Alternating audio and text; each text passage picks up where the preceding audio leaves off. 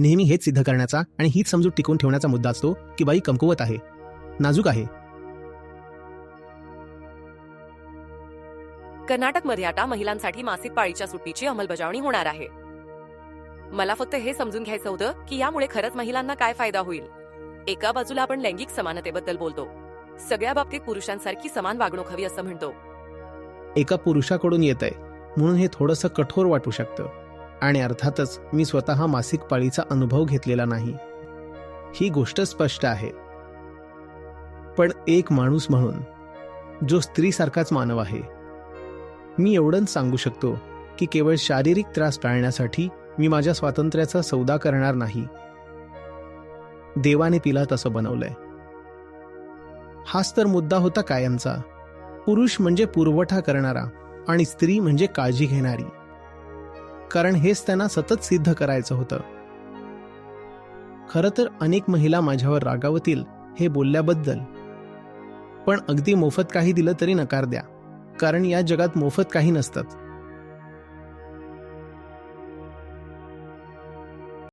नमस्ते आचार्यजी. आवाज येतोय का? येतोय. मी US मधून बोलते आहे. माझं नाव वैशाली आहे. अलीकडेच मी वर्तमानपत्रात वाचलं की कर्नाटकमध्ये महिलांसाठी मासिक पाळीच्या रजा लागू करणार आहेत. मला समजून घ्यायचं आहे की हे खरंच महिलांना मदत करणार आहे का, की उलट त्यांचं नुकसान होईल. एकीकडे आपण लिंग समानतेबद्दल बोलतो, प्रत्येक बाबतीत पुरुषांसारखे होण्याची इच्छा व्यक्त करतो, आणि दुसरीकडे आपल्याला मासिक पाळीच्या रजा दिल्या जात आहेत किंवा आपण त्या मागतो आहोत. आपण पुन्हा भूतकाळात चाललो आहोत का? हाच माझा प्रश्न होता. आपण अजूनही फक्त शरीरच आहोत का? हा खूप चांगला प्रश्न आहे. बघा, फक्त असं नाहीये की परंपरागत पुरुष प्रधानता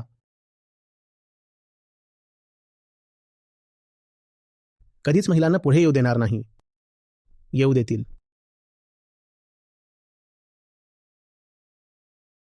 पण त्यांना केवळ सजावटीच्या भूमिकांमध्येच ठेवले जाईल. कदाचित, अगदी त्यांना पुढे ठेवतील,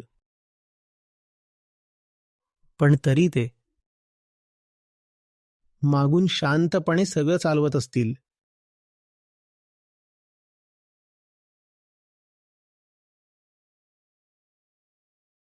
नेहमी हेच सिद्ध करण्याचा आणि ही समजूत टिकवून ठेवण्याचा मुद्दा असतो.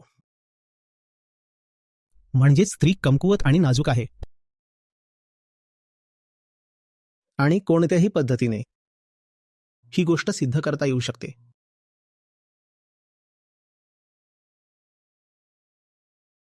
हे प्रयत्न करून पाहण्यासारखं आहे, नाही का?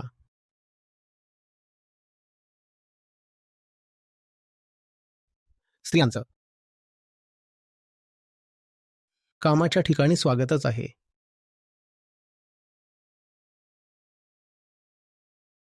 आणि त्यांचं इतक्या मनापासून स्वागत केलं जातं की अगदी मासिक पाळीची रजा सुद्धा अशी दिली जाते की जसं बोनस दिलंय. परंतु याने काय सिद्ध होतं?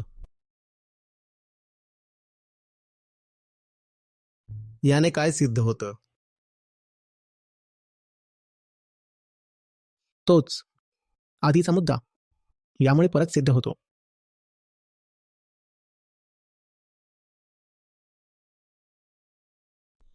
म्हणजे स्त्रिया कामाच्या ठिकाणी फारशा साजेशा नाहीत. त्यांच्या जैविक रचनेमुळे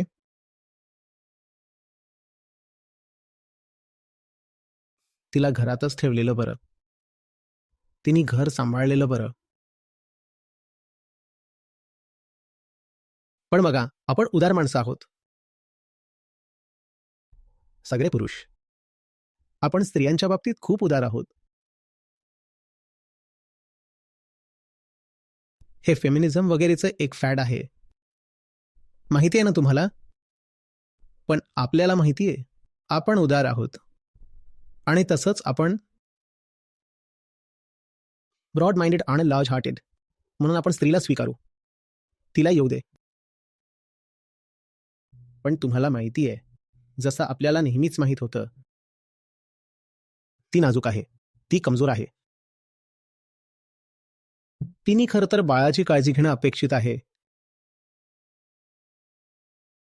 तिने खूप लेकरांना जन्म दिला आणि ती त्यांची आयुष्यभर काळजी घेत राहते, कारण ती त्यासाठीच बनलेली आहे. ती ऑफिसमध्ये येते आणि तिला मासिक पाळीचं दुखणं सुरू होतं. आपण खूप उदार मनाने तिला मासिक पाळीची सुट्टी देतो. आणि कधी कधी महिला खरंच हे साजरेही करू शकतात. हे न समजता की त्यांच्या विरुद्ध एक मोठा पॉइंट मिळवला गेलाय. कारण नेमकं तेच तर पितृसत्ताक व्यवस्था नेहमीपासून सिद्ध करण्याचा प्रयत्न करत आली आहे. ती काम करू शकत नाही. ती काम करू शकत नाही. आणि स्त्री जेव्हा मासिक पाळीच्या रजेचा लाभ घेते, तेव्हा ती देखील हेच मान्य करते की होय, मी काम करू शकत नाही कारण माझी पाळी चालू आहे.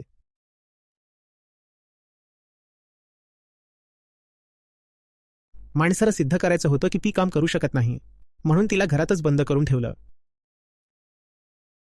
तिला स्वयंपाकघर, बेड, बाळ आणि कुत्रा सांभाळू दे. देवाने तिला तसंच बनवलं आहे.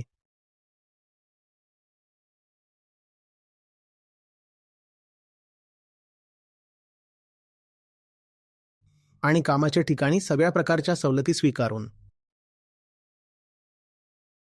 स्त्रीने त्या माणसाचं म्हणणं पुन्हा एकदा मान्य केलं आहे. हो हो, नक्कीच. म्हणजे आम्ही काम कसं करू शकतो? शरीराची काळजी घ्यायची असते, बाळाची पण, घरचं सगळं बघायचं असतं आणि पूर्ण कुटुंबाची जबाबदारी असते.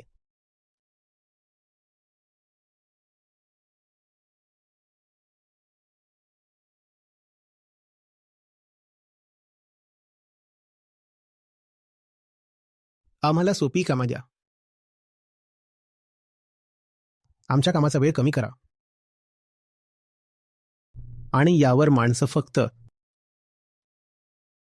हसतील, खरं तर जिंकतील.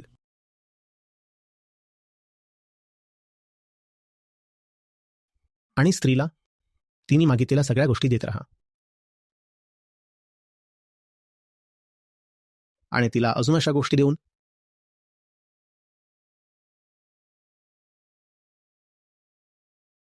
तेच सिद्ध करत आहेत, जे त्यांनी नेहमी गृहीत धरलेलं होतं. पुरुष पुरवठा करणारा आहे. स्त्री ही काळजी घेणारी असते. तिला काळजी घेणारी होऊ दे. एक दिवस असा येईल की ते तुम्हाला इतक्या रजा देतील की तुम्ही कायमच घरी राहाल. आणि त्या सगळ्या रजा देताना ते खूप खुश असतील. कारण तेच तर त्यांना सिद्ध करायचं होतं. स्त्रीने घरीच असायला हवं. म्हणूनच सुट्ट्या दिल्या जात आहेत. आता तुम्ही मागेच सुटलात, घरी राहिलात. Happy periods. हे काही प्रगतीचं लक्षण नाहीये जेव्हा गोष्ट महिलांशी संबंधित असते. प्लीज समजून घ्या. बरं वाटतं, कारण माझ्या आजूबाजूचे सगळे पुरुष खूप काळजी घेणारे आहेत.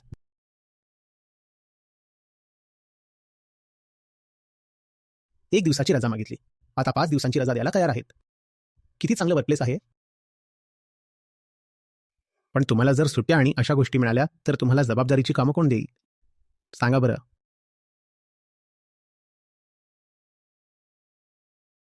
सांगा मला.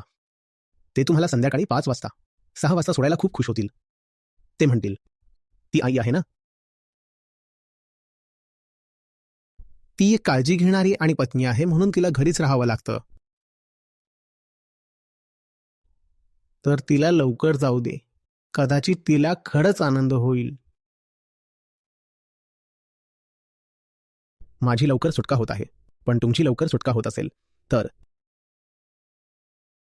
तुमच्या करिअरसाठी त्याचा अर्थ काय होतो?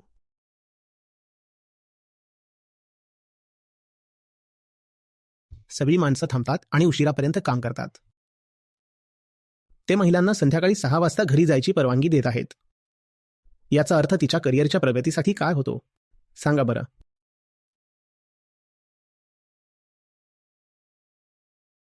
माणसं आठवड्याचे 7ही दिवस काम करत आहेत. स्त्रीला सांगितलं जातंय, तू आठवड्यातून 5 दिवस काम करू शकतेस आणि मासिक पाळीच्या दिवशी सुट्टीही घेऊ शकतेस. याचा आपल्या करिअरसाठी काय अर्थ होतो? सांगू शकता का?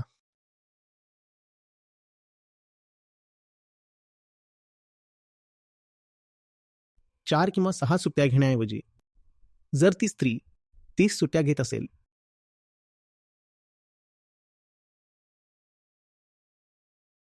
बहुतेक पुरुष खूप खुश असतील.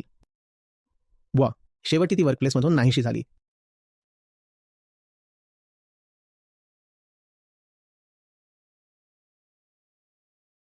आता ती स्वयंपाकघर आणि कपड्यांची अधिक काळजीपूर्वक व्यवस्था करेल.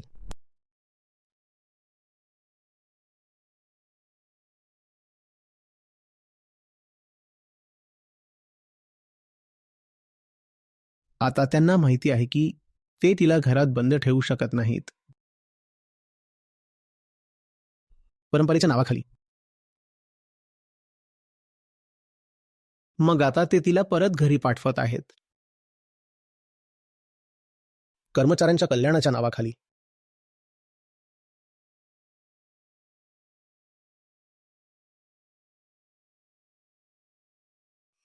आणि हे अजूनच खराब आहे. कारण यावेळी ती स्त्री खुश आहे.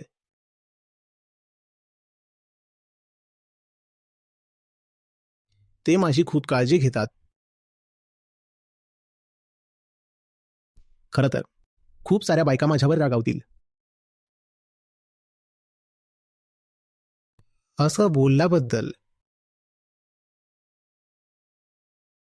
त्याला समजतं का किती त्रास होतो ते?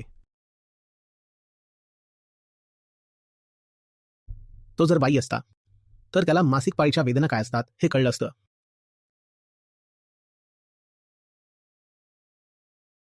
हा माणूस आपल्याला मिळालेल्या 1-2 सुट्ट्यांचा हेवा करत आहे.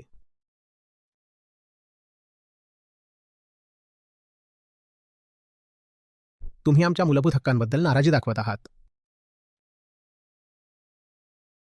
काय विचित्र माणूस आहे हा. माणूस असल्यामुळे मला माहिती आहे कसं ते डोकं काम करतं.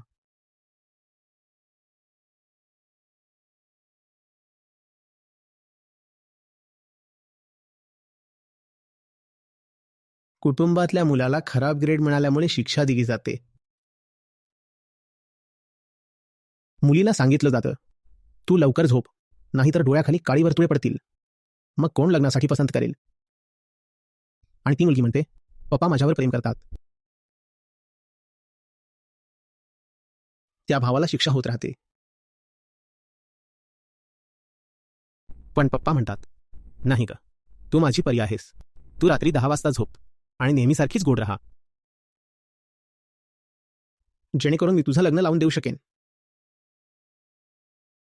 पण मुलगी खुश आहे. पप्पा माझ्यावर खूप प्रेम करतात. ते मला खराब ग्रेड आले म्हणून शिक्षा देत नाहीत. मुली, तुला शिक्षा देण्याची गरज आहे. आणि स्वतःला अशा वातावरणात ठेवा जे तुम्हाला शिक्षा देतं. कारण तिथेच तुमचं कल्याण आहे. सॉफ्ट बॉस मागू नका, टास्क मास्टर मागा.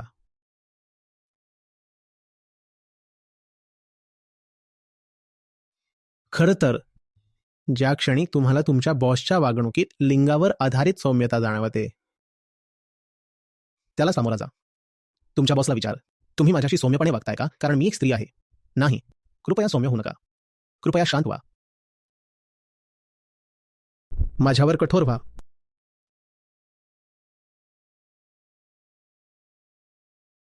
मी चाचणी देण्यासाठी तयार आहे. पुरुषांपेक्षाही कठीण. मला स्वतःची चाचणी घ्यायची आहे. माझी थट्टा करू नका, माझा लाड करू नका.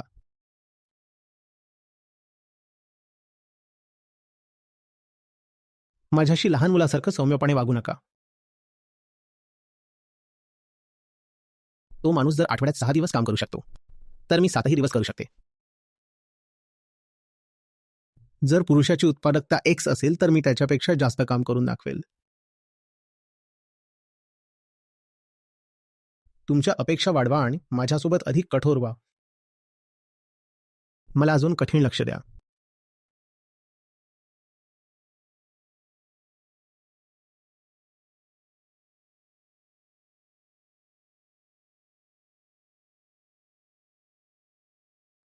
जर महिलांनी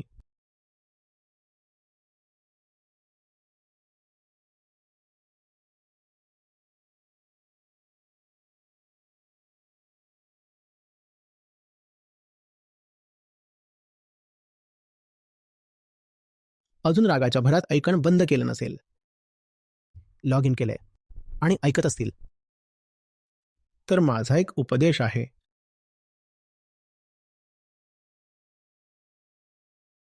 सौम्यता स्वीकारू नका.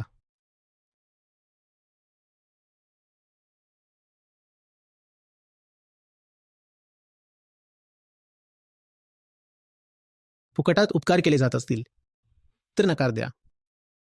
इथे काहीही फुकट मिळत नाही.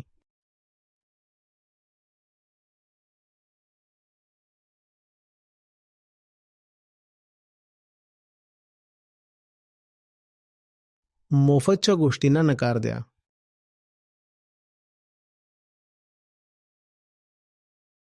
विशेषाधिकारांना नकार द्या.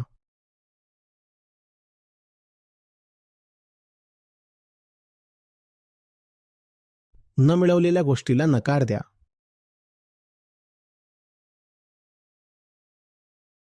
कधी कधी असंही होऊ शकतं की अशा गोष्टी खरं तर मोठ्या अडचणी झाकून टाकतात, जसं की काही लोकांकडे नीट काम करणारी शौचालयही नसतात. अशा प्रकारच्या समस्यांवर ते पडदा टाकेल. आपण एखाद्या गोष्टीसोबत असलेल्या समस्येवर मात करण्याचा प्रयत्न करत आहोत.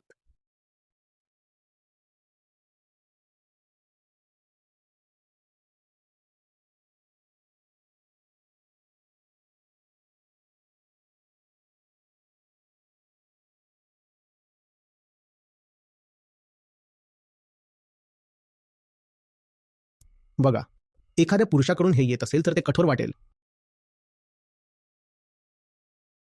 आणि डिस्क्लेमर असा आहे की हे तर स्पष्टच आहे की मला स्वतःला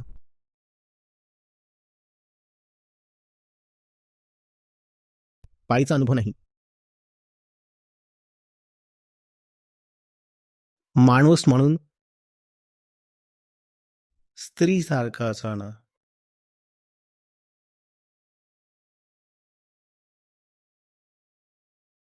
जे मी मोठ्या प्रमाणात सांगू शकतो ते म्हणजे मी माझं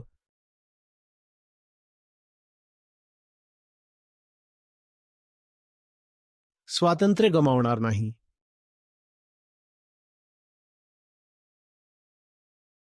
केवळ शारीरिक त्रास टाळण्यासाठी.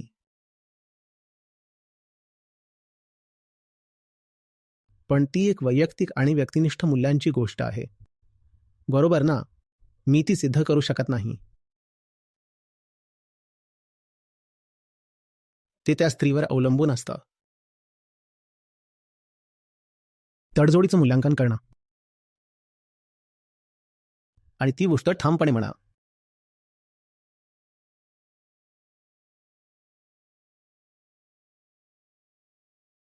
जोपर्यंत माझ्याकडे यापेक्षा चांगले पर्याय नाहीत तोपर्यंत मी माझी नोकरी सोडणार नाही. कारण बाथरूममुळे किंवा स्वच्छतेची स्थिती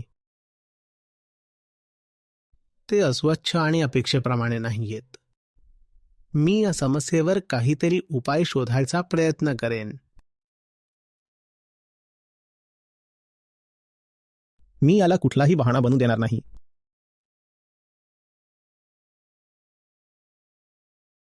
तुम्ही बाहेर जाऊन काम का करत नाही? किंवा तुम्ही तुमचं आधीचं काम का सोडलं? कारण वॉशरूम नीट नव्हतं.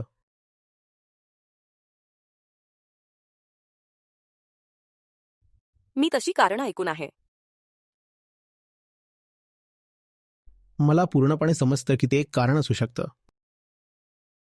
अतिशय त्रासदायक. तो एक मोठा त्रासदायक प्रकार ठरू शकतो, हे मी मान्य करतो. पण मला स्वातंत्र्याची किंमतही माहीत आहे. स्वातंत्र्याची गोष्ट आली की मी तडजोड करायला तयार असेन. अशा गोष्टींच्या बाबतीत ज्यात सोयीसाठी तडजोड करता येईल.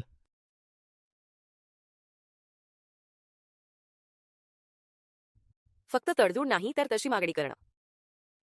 नक्कीच. म्हणूनच मी म्हटलं की मी काहीतरी मार्ग शोधेन. त्यामध्ये स्वतःसाठी लढणंही येतं. यामध्ये नोकरी देणाऱ्याकडे काही मूलभूत मानवी सोयीसुविधा सुद्धा ठामपणे मागणंही येतं.